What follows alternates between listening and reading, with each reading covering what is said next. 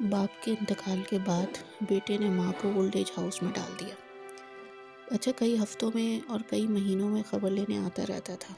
ایک دن old house سے phone آیا کہ آپ کی ماں کی طبیعت بہت خراب ہے اور ان کا آخری وقت چل رہا ہے، آپ ان سے آ کے مل لیں۔ بیٹا بھاگا بھاگا آ جائے اولڈ ہاؤس میں اور ماں کے پاس آیا اور کہنے لگا، ماں تجھے کیا چاہیے، تو بتا میں لے آؤں۔ ماں نے بولا، بیٹا کچھ نہیں، بس میری کچھ باتیں ہیں وہ تم لکھ لو۔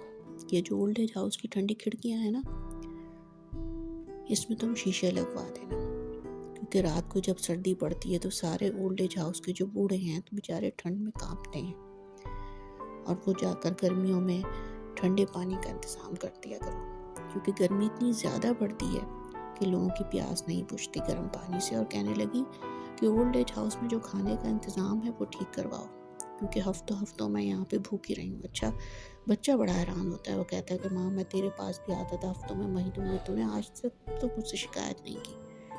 اس کی ماں نے بولا کہ بیٹا میں تو سردی گرمی بھوک سہنے کی عادی ہو چکی تھی، اولڈ ایج ہاؤس میں ہو گئی تھی، لیکن میں یہ اس لیے کہہ رہی ہوں کہ جب بڑھاپے میں تیری اولاد تجھے یہاں چھوڑیں گے تو کیسے سہے گا، کیونکہ میں نے تو تجھے بڑے نازوں سے پالا ہے۔ تو غور کیجیے گا اس میسج پہ۔